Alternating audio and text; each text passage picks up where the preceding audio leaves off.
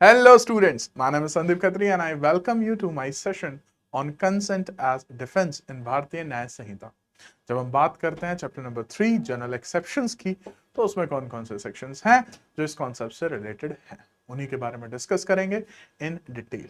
कौन सा important maxim यहां से पूछा जाता है, कौन कौन से सेक्शंस हैं जो आप इसमें पढ़ सकते हैं, क्या इसकी कोई एक्सेप्शन भी है और क्या इस पे कोई लैंडमार्क जजमेंट है, इन्हीं सब के बारे में बात करेंगे आज के इस सेशन में। तो without wasting a second, let's begin with this session. Students, भारतीय न्याय संहिता में चैप्टर नंबर 3 में सेक्शन नंबर 25 एंड 26 आज जो है हम इस सेशन में कंप्लीट करेंगे। इस सेशन के साथ साथ अगर आप और भी सेक्शन पढ़ना चाहते हैं, जैसे सेक्शन नंबर 27, 28 और 29 भी आप पढ़ सकते हैं, क्योंकि वो भी इसके साथ रीड विद में ही फॉल करते हैं। आज का जो हमारा टॉपिक है कंसेंट एज डिफेंस, तो सबसे पहला क्वेश्चन आ जाता है, सर ये what is this consent, consent होता क्या है। तो कंसेंट को बहुत सिंपल भाषा में कहा जाए तो meeting of minds on the same thing in the same sense. इसका मतलब अगर मैं कह रहा हूं कोई बात और आप भी उस बात पे जो है एग्री कर रहे हैं, तो हमारा क्या हो जाएगा, कंसेंट बन जाएगा। जैसे कि एक सिंपल सा एग्जांपल लेते हैं, मैं कहता हूं कि मैं अपना फोन बेचना चाहता हूं 20,000 रुपए में, आप कहते हैं कि मैं आपका फोन खरीदना चाहता हूं 20,000 रुपए। तो विच मीन्स कि आपने एसेंट दे दिया है। एसेंट होता है एक पर्सन का, कंसेंट होता है दोनों पर्सन के। तो दोनों पर्सन के एसेंट मिलके क्या बन जाता है, कंसेंट बन जाता है। अब आप कौन सा फोन खरीदना चाहते हो, क्या वही फोन जिसके बारे में मैं बात कर रहा हूं? Answer is yes. क्या उसी प्राइस में? Answer is yes. तो इट मीन्स कि आपने कंसेंट दे दी है। ठीक है, तो ये तो था एक बहुत ही बेसिक सा मीनिंग अबाउट कंसेंट। और जब भी हम बात करेंगे ना कंसेंट की, तो बाय डिफॉल्ट समझ लीजिएगा वहां पे हम फ्री कंसेंट की ही बात कर रहे हैं। मतलब किसी तरीके का कोई कोर्शन नहीं होना चाहिए, किसी तरीके का कोई फ्रॉड वहां पर इन्वॉल्व नहीं होना चाहिए। ठीक है, अगर है और वो अगर फ्री कंसेंट नहीं है, तो फिर वो एक वैलिड कंसेंट नहीं माना जाएगा। इसी के साथ साथ यहां पर एक और इंपॉर्टेंट पॉइंट है दैट टू बी नोटेड, कि जो माइनर का कंसेंट होता है वो कंसेंट रेलिवेंट नहीं होता है। अगर मैं स्पेसिफिकली यहां पे बात करूं तो बिलो 12 ईयर्स या कुछ सेक्शंस में, जैसे कि आज जो हम पढ़ेंगे, फॉर एग्जांपल सेक्शन नंबर 25, वहां पे स्पेसिफिकली लिखा हुआ है 18 ईयर्स।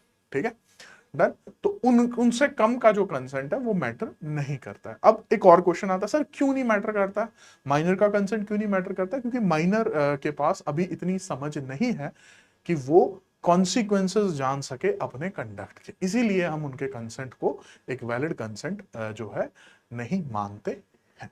ठीक है, तो इसमें आपका एक बहुत ही फेमस मैक्सिम भी एग्जाम्स में कई बार पूछा जाता है, कंसेंसस एड इडम, जिसका अगेन मीनिंग है meeting of the minds on the same thing in the same sense. Right, तो अब आते हैं कंसेंट एज डिफेंस। तो जैसा कि मैंने बताया, आप इसमें सेक्शन नंबर 25, 26, 27, 28, इवन 29 तक भी पढ़ सकते हो, लेकिन इस सेशन में हम डिटेल में बात करेंगे 25 एंड 26 की। 25 को समझने के लिए पहले कुछ बेसिक एग्जांपल्स लेते हैं। मैंने 25 को समझा है विद द हेल्प ऑफ कोई भी एडवेंचरस स्पोर्ट्स या एडवेंचरस एक्टिविटी, जैसे फॉर एग्जांपल स्काई डाइविंग या स्पोर्ट्स लाइक बॉक्सिंग। अब स्पोर्ट्स लाइक बॉक्सिंग में या स्काई डाइविंग में there is always a risk involve of injury. Right, जैसे अगर आप में से किसी ने कभी बॉक्सिंग खेली हो तो आपको पता होगा कि नाक, बल्कि there is a saying as well कि उसको अच्छा बॉक्सर माना ही नहीं जाता है जिसकी नाक ना टूटी हो। Right, done. या let's take an example of wrestling. तो रेसलर्स में अगर कान नहीं टूटे हैं तो आपको रेसलर ही कंसिडर नहीं किया जाता, क्योंकि प्रैक्टिस इतनी करते हैं सो ऑन, तो कान भी टूट ही जाता है। और इसी के साथ ये स्पोर्ट्स अपने आप में ऐसे स्पोर्ट्स हैं कि इंजरी हो सकती है। ठीक है, तो अब अगर कोई पर्सन कंसेंट देता है कि हाँ भाई अगर कुछ हो गया तो वो मेरी ही जिम्मेदारी होगी, तो उसके बाद क्या अपोनेंट के ऊपर या जो स्पोर्ट्स को ऑर्गेनाइज कर रहा है उसके ऊपर क्या आप लायबिलिटी लेकर आ सकते हो? And the answer is no. ठीक है, अब इन एग्जांपल्स को माइंड में रखते हुए we are going to read the essentials of section number 25। आइए देखते हैं। Act not intended and not known to be likely to cause death or grievous hurt done by consent. Okay, तो पहला essential है above 18 years. पहला essential कौन सा है? अबव 18 ईयर्स ऑफ एज, मतलब अगर किसी की उम्र 18 साल से कम है तो उसका कंसेंट का यहां पर कोई किसी तरीके की कोई वैलिडिटी नहीं होगी। 18 साल से ऊपर है तो आप कंसेंट दे सकते हैं। Given consent, that is your second essential, to suffer that harm. ठीक है जी, कि अगर मुझे चोट लग जाती है एंड सो ऑन, तो फिर मैं ही उसका जिम्मेवार हूं, कोई और उसका जिम्मेवार नहीं है। जैसे अगर आप में से किसी ने स्काई डाइविंग की होगी तो हम वो फॉर्म फिलअप करते हैं, उस पर साइन किया जाता है कि ये मेरी रिस्क है, मेरी जिंदगी है, मेरा डिसीजन है और मुझे पता है इसमें रिस्क इन्वॉल्व है, फिर भी मैं इसमें पार्टिसिपेट करना चाहता हूं। राइट? अब उस इन केसेस में क्या होगा? Not intended to cause death, कोई इंटेंशन नहीं थी किसी की डेथ कॉज करने की या ग्रीवियस हर्ट करने की। तो उन सर्कमस्टांसेस में अगर किसी अपोनेंट ने किसी की नाक तोड़ दी तो क्या वहां पे वॉलेंट्री कॉजिंग ग्रीवियस हर्ट होगा? या इस तरीके से जो है सर पे पंच मारा कि वहां पे उसकी डेथ हो गई, तो क्या वहां पे मर्डर या कल्पेबल होमिसाइड लगेगा? तो आंसर इज नो सर। वहां पे अपोनेंट को सेक्शन नंबर 25 का जो है डिफेंस मिल जाएगा। यहां पर एक चीज और बहुत इंपॉर्टेंट है, और वो ये कि हमें ये भी देखना होगा कि किसी तरीके का कोई फाउल प्ले ना किया जाए। जैसे कि फॉर एग्जाम्पल, अगर हमने कंसेंट दे दिया तो इसका मतलब ये नहीं है कि अब आप उस इंसान के साथ कुछ भी कर दो उसके बाद। ठीक है? जैसे अगर आप कोई भी स्पोर्ट्स खेलोगे तो उसके अपने रूल्स एंड रेगुलेशंस होते हैं। ठीक है? फॉर एग्जाम्पल, अगर रेफरी ने रोक दिया है तो फिर उसके बाद आप अटैक नहीं कर सकते हो। या जैसे for example when it comes to boxing, आप बिलो द बेल्ट जो है अटैक नहीं कर सकते एंड सो ऑन। तो मतलब किसी भी तरीके का आप वहां पे फाउल प्ले या मेंसरिया इन्वॉल्व करके और फिर किसी की डेथ कॉज करके और ये नहीं कह सकते हो कि अरे भाई इसने तो कंसेंट दे दिया था। जैसे फॉर एग्जाम्पल, अगर एक कंपनी है जो कि स्काई डाइविंग कराती है, तो उन्होंने कंसेंट ले दिया। अब वहां पर उन्होंने क्या किया, उनकी किसी तरीके की कोई नेग्लिजेंस हो गई है, उन्होंने मेंस या इंटेंशनली ऐसी किया कि उसको जो है उसका पैराशूट ही ओपन ना हो और उसकी सीधा गिर के डेथ हो जाए, तो उस केस में सेक्शन नंबर 25 आपको नहीं बचा पाएगा। इवन सेक्शन नंबर 25 की जो इलस्ट्रेशन बेरेक में गिवन है, आप जब उससे भी गो थ्रू करते हैं तो वो इस कॉन्सेप्ट को क्लियर कर देती है कि अगर ए और जेड दोनों ने एग्री किया क्या करने के लिए, फेंसिंग, तलवारबाजी। अब तलवारबाजी नाम से ही सुनने के लग रहा है कि भाई तलवारबाजी खेलोगे तो चोट तो लग ही सकती है। तो लेकिन अगर आपने as per to the rules खेली और खेलते खेलते कोई चोट लग गई, तो उस केस में जो अपोनेंट है वहां पर उसके ऊपर कोई क्रिमिनल लायबिलिटी नहीं आएगी, क्योंकि आपने कंसेंट दे दिया था, आपकी उम्र 18 साल से कम थी और यहां पर किसी भी तरीके का कोई मेंसरिया इन्वॉल्व नहीं है, कोई भी इंटेंशन टू कॉज डेथ या ग्रीवियस हर्ट नहीं थी। So I hope section number 25 is clear to you. अगर मैं अपना शॉर्टकट बताऊं तो मैंने इसको as an adventure sports and so on की तरह से ही याद किया है।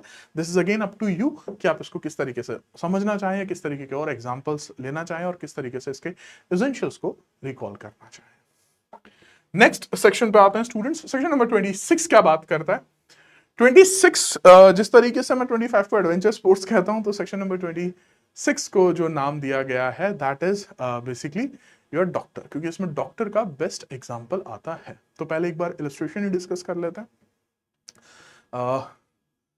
अगर एक पेशेंट जाता है डॉक्टर के पास एंड डॉक्टर इज लाइक कि आपके पास सिर्फ 6 मंथ्स है, ठीक है, और अगर कोई ऑप्शन है तो you have to go for a surgery and there are 90% chances even surgery भी जो है वो सक्सीड ना हो।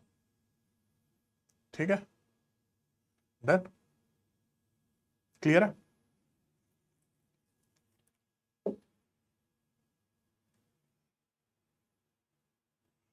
चलिए, मैं एक सर्जरी में ही चले गया था, चलो इट्स ओके।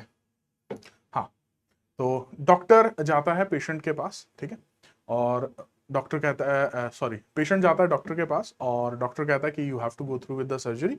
अगर सर्जरी नहीं कराते हो तो विद इन 6 मंथ्स 100% डेथ हो जाएगी, और अगर सर्जरी कराते हो तो 90% चांसेस है कि शायद मतलब सक्सेस ना हो पाए, 10% चांस है कि सक्सेस हो जाए। अब इन सर्कमस्टांसेस में जो पेशेंट है, अगर वो अपना कंसेंट देता है टू द डॉक्टर कि you just perform your best, आप अपना बेस्ट कीजिए और जो ऊपर वाले की मर्जी होगी वो हो जाएगा, लेकिन मैं आपको कंसेंट दे रहा हूं, आप सर्जरी कीजिए, और उस दौरान अगर सर्जरी में कुछ हो जाता है तो फिर क्या डॉक्टर के ऊपर कोई क्रिमिनल लायबिलिटी आएगी? And the answer is again no. क्यों?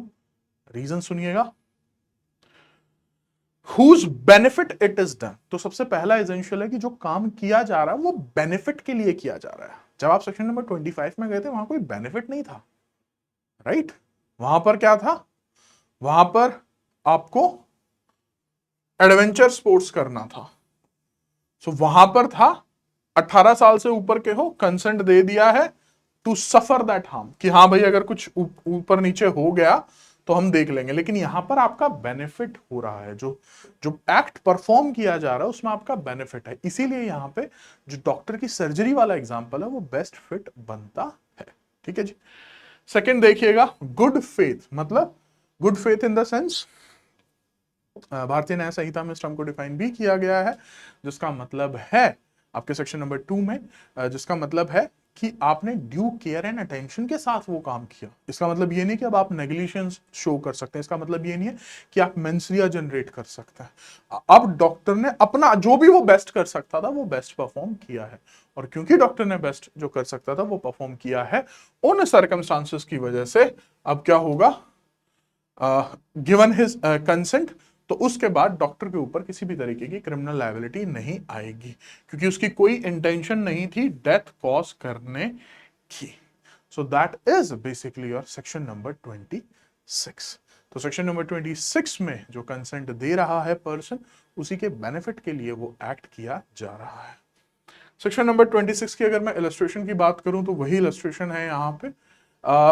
इवन आप इस कॉन्सेप्ट को इस तरीके से भी पढ़ सकते हो कि मैंने अपनी इलस्ट्रेशन में आपको साफ साफ बताया कि 90% रिस्क था, अगर कहीं पर 1% रिस्क भी है and still the doctor is performing the surgery after getting the consent, और कुछ चीजें ऊपर नीचे हो जाते हैं, तो क्या डॉक्टर की लायबिलिटी आएगी? Answer is no.